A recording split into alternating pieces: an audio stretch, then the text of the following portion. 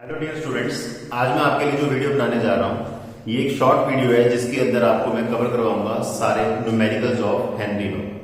सो Henry law +2 board के लिए बहुत ही इंपॉर्टेंट है और इसका न्यूमेरिकल फाइनल में आने के काफी चांसेस रहते हैं। सो डायरेक्टली चलते हैं टॉपिक के ऊपर ही। हेनरी लॉ की डेफिनेशन आप सबने पढ़ी होगी एक कि solubility of gas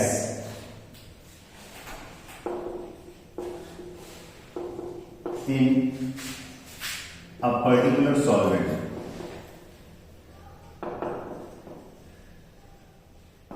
at a definite or particular temperature is directly proportional to pressure of gas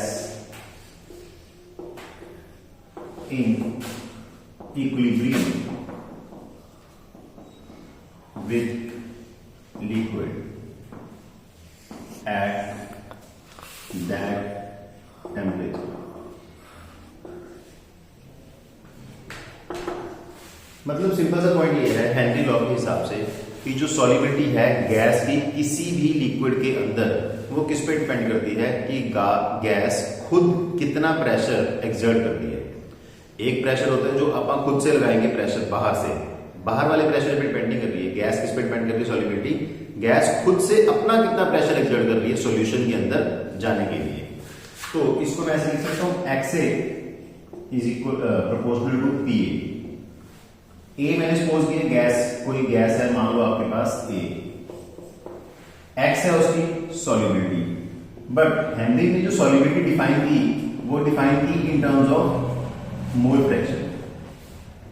यानी कि मैं ऐसे भी कह सकता हूं यहां पर कि जो मोल फ्रैक्शन है गैस की वो किसके प्रोपोर्शनल है? प्रेशर। मोल फ्रैक्शन का ही नाम यहां पर क्या है? सॉल्युबिलिटी। सो जो XA है वो क्या बन गया आपके पास? K इंटू PA, और PA जो बन गया आपके पास वो बन गया 1/K into XA। PA is equal to 1/K को पुट करते हैं हम KH, 1/K की जगह KH, KH is called as Henry's Henry's constant. अब जो PA है, PA किसके प्रोपोर्शनल हो गया? XA। ये जो डेफिनेशन है आपको पेपर के अंदर चाहे तो आप ये डेफिनेशन लिख सकते हैं, चाहे ये वाली जो आप लिखने लगे ये लिख सकते हैं। न्यूमेरिकल आपको सारे ज्यादातर इसी के ही मिलेंगे। इसके हिसाब से डेफिनेशन क्या है देखो, PA क्या है आपके पास? Pressure. So pressure of gas in vapour phase is directly proportional to mole fraction of gas in solution। अब इस चीज को आप उल्टा करके समझते हैं। देखो पहले मैंने इसमें ये बोला कि सॉल्युबिलिटी किस पे डिपेंड कर रही है कि गैस खुद से कितना प्रेशर लगा रही है। सॉल्युबिलिटी का मतलब है कि गैस के कितने नंबर ऑफ मोल्स, गैस की मोल फ्रैक्शन का मतलब क्या? Basically number of moles. So gas के कितने नंबर ऑफ मोल सॉल्यूशन के अंदर गए, ये किसके ऊपर डिपेंड कर रहा है? प्रेशर के ऊपर। अब उसी चीज को उल्टा करके हम ऐसे भी तो पढ़ सकते हैं कि प्रेशर जो है, कितना प्रेशर लगेगा ये किस पे डिपेंड कर रहा है कि गैस के उसके अंदर कितने मोल्स हैं। सो गैस की जितनी भी अमाउंट उसके अंदर होगी उसी के हिसाब से ही उसका क्या लगेगा? Pressure. Pressure of gas in vapour phase will be proportional to mole fraction of gas in solution. So जितना गैस की मोल फ्रैक्शन होगी उतना ही उसका क्या होगा? प्रेशर। अब न्यूमेरिकल्स के अंदर बेसिकली जो आपको फॉर्मूला यूज करना है, देखो एक तो ये ऊपर वाला फॉर्मूला है XA is equal to K into PA, और एक ये वाला फॉर्मूला है PA is equal to KH into XA।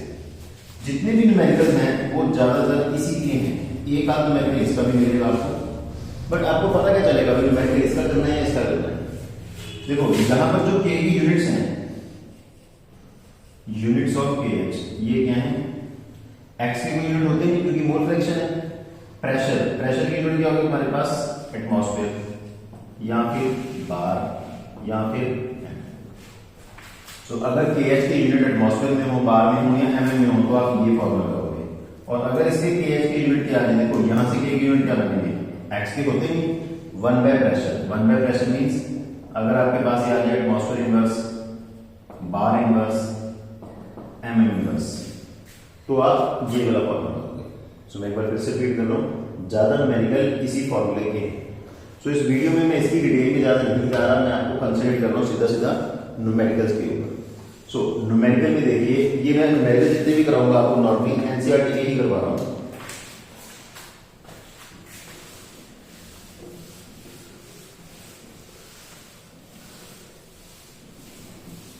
जो फर्स्ट न्यूमेरिकल की जो स्टेटमेंट है, स्टेटमेंट में आपकी बुक में है, ये सारी सभी बुक्स में कॉमन न्यूमेरिकल एनसीईआरटी की, मैं थोड़ी शॉर्ट में लिखूंगा स्टेटमेंट। तो इन्होंने बोला कि नाइट्रोजन गैस इज बबल्ड, मैं थोड़ा शॉर्ट में लिख रहा हूं, nitrogen gas is bubbled through water at 293 kelvin. उसका टेम्परेचर की कोई जरूरत नहीं है। फिर इसके बाद इन्होंने दिया हुआ है, आपको निकालना है how many millimoles of nitrogen will dissolve. Given दिया आपको प्रेशर ऑफ नाइट्रोजन इज 0.987 बार और KH की वैल्यू आपको दी है उन्होंने 76.48 किलो बार। ये स्टेटमेंट है एनसीईआरटी का मैटर है। अब इसमें देखो फॉर्मूला क्या लगना है, सिंपल फॉर्मूला तो यही है बस, PA is equal to KH into SA। A की जगह मैं यहां पर लिख देता हूं nitrogen, P nitrogen is KH into X of nitrogen. अब आप पहले ये देखो कि आपको गिवन क्या क्या है। आपको गिवन है प्रेशर कितना 0.987 बार, KH की वैल्यू है 76.48 किलो बार, तो आपको 1000 लगाना नहीं भूलना, किलो बार। और यहां से आपके पास क्या आएगा, X ऑफ नाइट्रोजन। अब X ऑफ नाइट्रोजन क्या बनेगा, 0.987 डिवाइड बाय 76.48 इंटू 1000। बार से बार आपका कैंसिल हो गया और इससे ये भी आगे देखिए मोल फ्रैक्शन क्या होती है, यूनिटलेस। इसको सॉल्व करेंगे तो नियरली इसका आंसर आता है 1.29 10⁻⁻⁵। अब वैसे तो न्यूमेरिकल सिंपल है यहां तक, अगर इतना ही आए कि फाइंड मोल फ्रैक्शन, बट उन्होंने क्वेश्चन में क्या बोल दिया आपको, फाइंड मिलीमोल्स ऑफ नाइट्रोजन। अब फर्दर इसी के अगले पार्ट में ये करेंगे कि X of nitrogen is equal to N of nitrogen over N of nitrogen plus N of water. ठीक है, जिसकी मोल फ्रैक्शन निकालनी है वो ऊपर डिवाइडेड बाय टोटल। अब जो गैस है, हेनरी लॉ के अंदर ज्यादातर गैसेस की जो सॉल्युबिलिटी है वो निग्लिजिबल सॉल्युबिलिटी होती है, तो अपन इस चीज को क्या कर देंगे यहां पर, नेग्लेक्ट। X ऑफ नाइट्रोजन की वैल्यू आपने निकाल ली 1.29 10⁻⁵। Number of moles of nitrogen आप निकालोगे N वाटर की वैल्यू होती है 55.55, ये आपने 11th में भी पढ़ा होगा, नहीं तो मैं आपको करके दिखाता हूं। Number of moles of water कैसे निकलते हैं, आपके पास 1 लीटर सॉल्यूशन है 1000 बाय 80। उस सॉल्यूशन के अंदर जो गैस है वो नेग्लिजिबल है, तो हम क्या मानते हैं कि आपके पास 1000 ग्राम सॉल्वेंट है, 1000 बाय 80 की होता है 55.55। सो ऑलमोस्ट हर क्वेश्चन में ये फिक्स चलेगा, जिसमें चेंज है मैं बता दूंगा। तो n का मतलब आपके पास क्या आया, मोल्स 1.29 10⁻⁻⁵ इंटू 55.55 और आपको निकालने के इसके अंदर मिलीमोल्स। सो मिलीमोल्स के लिए 1.29 10⁻⁻⁵ इंटू 55.55 इंटू, तो बस कैलकुलेशन ही करनी है। ये आपका हो गया फर्स्ट क्वेश्चन सॉल्व। अब आप शायद कोई ये भी मन में सोच रहा हो कि भाई इतनी जगह बोर्ड पे पड़ी है, सर यहीं पे सॉल्व करी जा रहे हैं, तो इसका रीजन सिर्फ ये है कि जो मुझे अगला क्वेश्चन करना है मैं इसके पैरेलल चलाऊंगा, आपको समझाना है कि इसमें फर्क क्या है। नेक्स्ट क्वेश्चन एनसीईआरटी में तो नहीं है, ये नॉर्मल बुक्स के अंदर दिया होगा कईयों के अंदर, मैं फिर भी स्टेटमेंट पूरी लिख रहा हूं। एट व्हाट पार्शियल प्रेशर, इस क्वेश्चन में प्रेशर पूछा है, oxygen gas will have solubility of 0.05 gram per litre, और इसमें दिया हुआ आपको KH Henry's constant is 34.86 kilo bar. और एक चीज आपको दिया हुआ है, assume density of solvent is equal to density of solution. ये सब कुछ गिवन है। अब ये क्वेश्चन और ये क्वेश्चन देखो एक दूसरे के रिवर्स है। इस क्वेश्चन में आपको प्रेशर गिवन था, केएस गिवन था, आपने मोल फ्रैक्शन निकाली, मोल फ्रैक्शन से आपने मोल्स निकाल दिए। इस बार आपको एक तरह से समझो मोल दिए, मोल मींस इस बार जो आपको दी है वो दी हुई है सॉल्युबिलिटी। सॉल्युबिलिटी का जो यूनिट है वो देखो आप ग्राम पर लीटर है, मतलब मेरे पास एक्स नहीं है, एक्स होती है मोल फ्रैक्शन, ये मुझे गिवन नहीं है, मुझे पहले ये बनानी पड़ेगी फिर मैं उल्टा चलूंगा इसके अंदर। तो वो देखो कैसे बनेगी। सबसे पहले जो आपको गिवन है वो गिवन है solubility. Solubility 0.05 gram per litre means 1000 ml solution. अब मैं यहां पर स्टेप्स मिस कर रहा हूं पर आपको मैं बोल के बता देता हूं क्या क्या स्टेप आने हैं। देखो जितनी डेंसिटी ऑफ सॉल्यूशन है, सॉल्यूशन में गैस में पानी ही है, उतनी ही डेंसिटी ऑफ सॉल्वेंट है, उसकी डेंसिटी कितनी होगी 1। तो ये 1000 ml सॉल्यूशन को मैं ऐसे कह सकता हूं 1000 ग्राम सॉल्यूशन। ठीक है। अब अगर सॉल्यूशन 1000 ग्राम है और ये सॉल्यूट है तो जो सॉल्वेंट होगा वो क्या होगा 1000 माइनस 0.05 ग्राम, मतलब 999.95 ग्राम।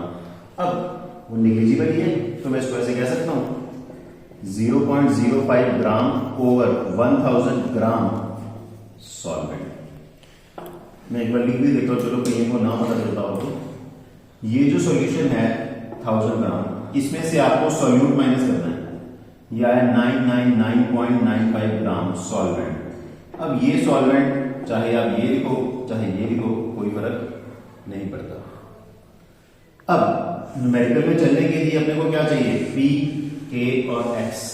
पी निकालना है, के गिवन है, एक्स आप निकालोगे इस गिवन जो वैल्यूज है। So X of oxygen is N of oxygen over N of oxygen plus N of water. ठीक है। अब ये फिर से निकले, N of oxygen is number of moles 0.05 divided by 32। Number of moles कैसे निकालते हो, given weight by molar mass divided by 1000 upon 80, वही सेम 55.5। अब आप इसको सॉल्व करोगे एक्स ऑफ ऑक्सीजन, तो ये मेरे ख्याल से आएगा 1.56 10⁻⁵ सॉरी मोल नहीं 1.56 10⁻⁵। इसकी कोई यूनिट नहीं होगी क्योंकि ये क्या है मोल फ्रैक्शन। अब आप फॉर्मूला लगाओगे PO2 is equal to KH into x of P आपको निकालनी है, K कितना है 34.86 किलो बार 1000, X 1.56 10⁻⁵। सो यहां से आपके पास क्या आएगा प्रेशर ऑफ ऑक्सीजन।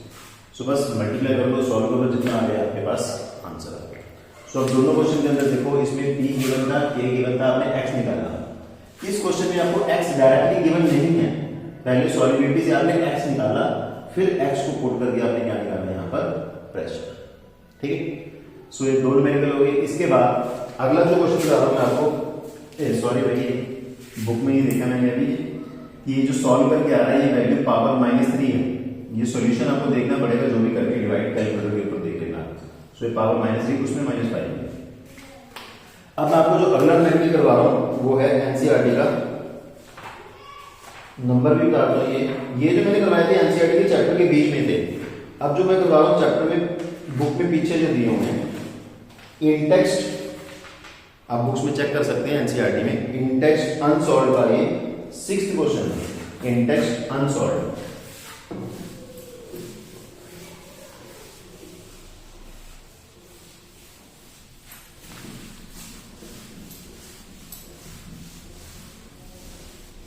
ये जो क्वेश्चन है ये लास्ट ऑक्सीजन वाले जैसा क्वेश्चन है, थोड़ा सा स्टेटमेंट फिर से मैं शॉर्ट में लिख रहा हूं। Solubility of H2S is 0.195 molar, small N दिया हुआ है। Find Henry's constant at STP। Statement book ही पढ़ देता हूं, लिख में देते लिए बुक में जो स्टेटमेंट दी है वो दिया है H2S a toxic gas with rotten egg like smell is used for qualitative analysis. If solubility of H2S in water at STP is 0.195 molar, then find Henry Law's constant. तो अब देखो इसके अंदर करना क्या है आपको, इस बार फिर से आपको सॉल्युबिलिटी तो दी है पर solubility in terms of mole fraction नहीं दी। आप क्या करोगे, सबसे पहले मोलैरिटी की डेफिनेशन लगाओ। मोलैरिटी क्या होती है, number of moles of solute present in 1 kg solvent. Molarity is number of moles of solute dissolved in 1 kg solvent. अब मोलैरिटी आपके पास 0.195 मोलर, इसका मतलब क्या होगा 0.195 मोल इन 1 kg सॉल्वेंट। अब आप इसको कन्वर्ट कर सकते हो मोल फ्रैक्शन के अंदर। x of H2S is n of H2S over n of H2S plus n of water। इसको आपने निगलेक्ट करना तो कर सकते हो, ये आपके पास आएगा 0.195 अपॉन, अगर निगलेक्ट नहीं किया तो वैल्यू लिख देना प्लस 55.5। ये आ गया आपके पास मोल फ्रैक्शन। अब अगला पॉइंट क्या है, आपको निकालना है KH, pressure of H2S at STP। वो कोई भी गैस हो गई, उसका प्रेशर STP कितना होगा 1 एटमॉस्फेयर। तो सिंपली बस P H2S is equal to KH into X of H2S। Pressure कितना है 1, KH निकालना है, X कितना है 0.195 ओवर 0.195 प्लस 55.5। सो ये हो गया आपके पास एनसीईआरटी इन टेक्स्ट अनसॉल्व का 6th क्वेश्चन। देखो बिल्कुल सेम है, पिछले वाले में दिया हुआ था सॉल्युबिलिटी, सॉल्युबिलिटी की जो यूनिट थे वो थे ग्राम पर लीटर, इस पर दे दी मोलैरिटी। सॉल्युबिलिटी को आपने किसमें कन्वर्ट किया, मोल फ्रैक्शन में। मोलैरिटी को किसमें कन्वर्ट किया, मोल फ्रैक्शन में। क्यों किया, क्योंकि हमारे फॉर्मूले में क्या है मोल फ्रैक्शन। ठीक है, अब इसी से अगला क्वेश्चन देखो, एनसीईआरटी इन टेक्स्ट अनसॉल्व का 7।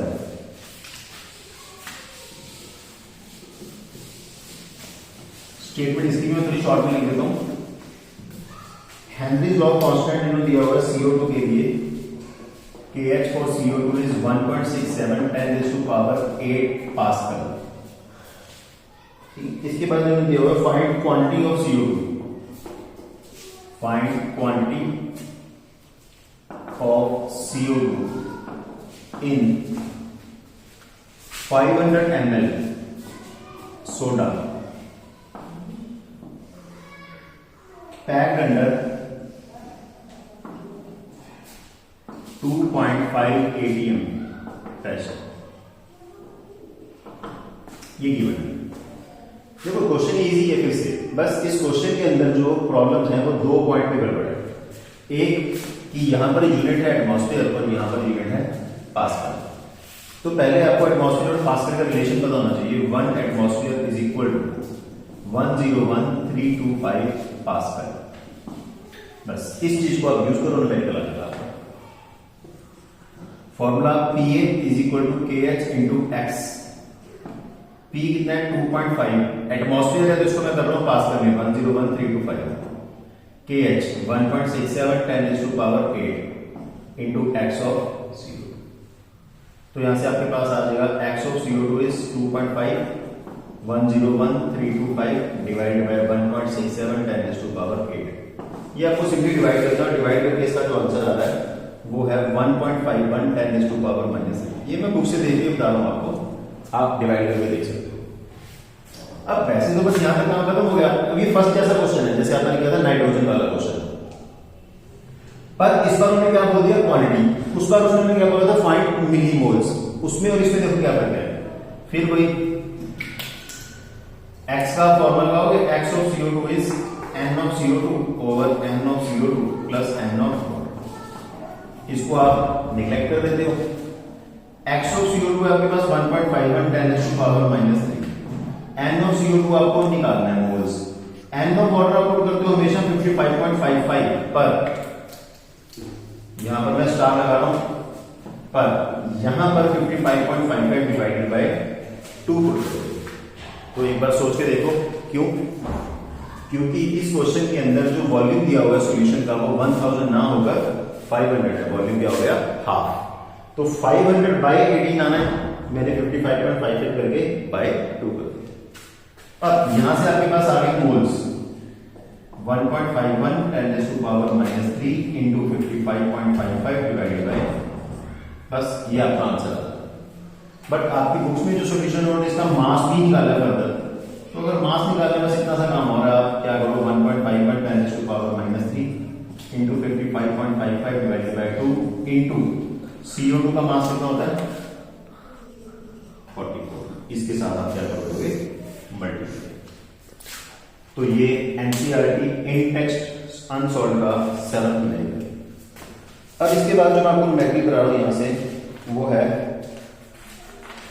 NCERT exercise question number 13। उसके अंदर ये फॉर्मूला नहीं लगा,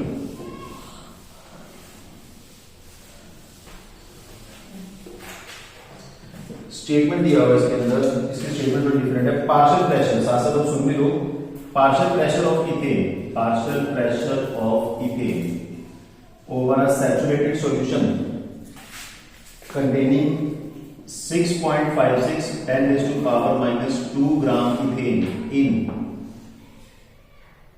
6.56 10⁻² ग्राम इथेन is प्रेशर है is 1 बार। आपको निकालना क्या है, if solution contains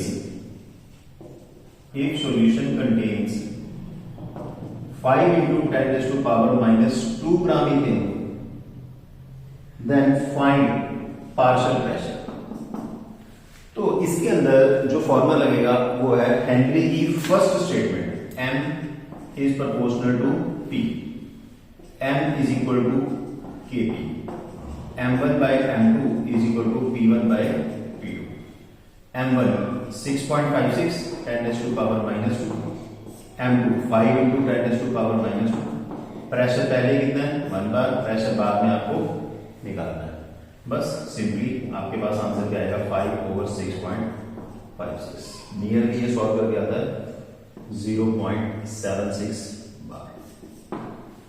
हेनरी की टोटल 3 फॉर्मूले हैं, m is equal to kp वाला एक, pa is equal to ph into xa वाला और एक, xa is equal to k into pa। तो लास्ट में मैं उसका करवाने लगा हूं, ये जो मैं न्यूमेरिकल करवाने लगा हूं ये न्यूमेरिकल 2009 के फाइनल पेपर में आया हुआ है।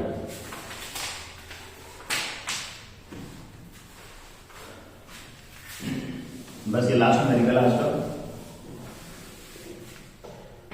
क्वेश्चन है। व्हाट कंसंट्रेशन, थोड़ा स्टेटमेंट भी सुन लो, मैं बीच में काट काट के दूंगा। What concentration of nitrogen, concentration आपको निकालनी है of nitrogen, what concentration of nitrogen should be present in a glass of water at room temperature, what concentration of nitrogen should be present in a glass of water at room temperature, assume that at total pressure of 1 atmosphere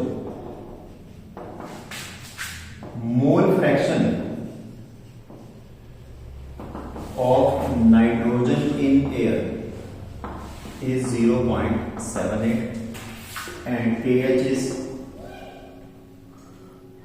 8.42 10⁻⁻7 molar पर mm of mercury.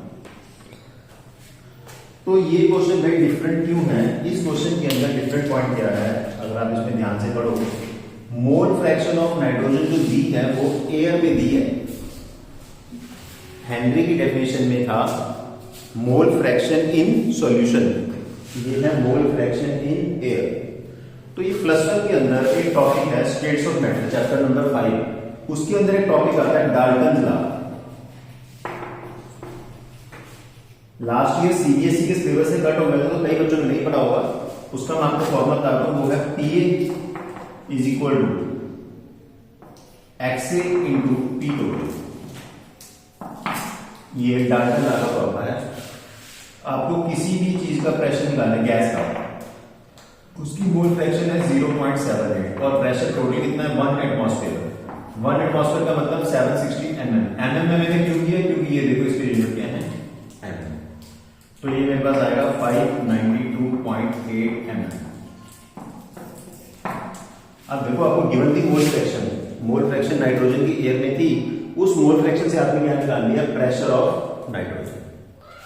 अब अगला point जहां पर बच्चों को गलती लगती है, आपके दिमाग में नॉर्मली फॉर्मूला क्या होगा, हेनरी का, ये हेनरी का formula, PA is equal to KH into XA।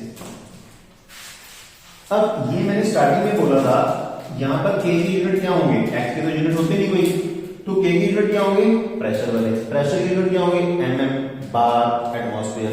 पर यहां पर जो मुझे गिवन है वो क्या है, mm इनवर्स। इसका मतलब ये यहां पर नहीं लगेगा, तो यहां लगेगा इस बार XA is equal to K into P। K कितने, 8.42 10⁻⁻7 मोलर पर mm of mercury into 592.8 mm। अब इसके अंदर एक और चीज है जो यहां पर आपको चेंज करनी पड़ेगी। देखो पर mm कैंसिल हो गया, जो भी मल्टीप्लाई करके आएगा उसके यूनिट क्या आ रहे हैं, molar.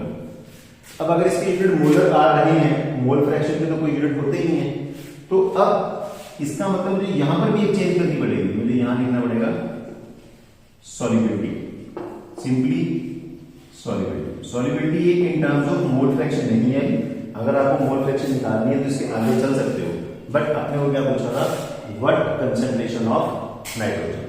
So what concentration of nitrogen अपने पास किसके अंदर आ गई, मोल पर लीटर के अंदर। तो ये मैंने देखो इस वीडियो के अंदर आपको 6 न्यूमेरिकल करवाए, मेरे हिसाब से इंपॉर्टेंट न्यूमेरिकल थे। इसके अलावा आपको किसी भी न्यूमेरिकल में कोई भी प्रॉब्लम हो तो आप मुझे भेज सकते हैं। Thank you.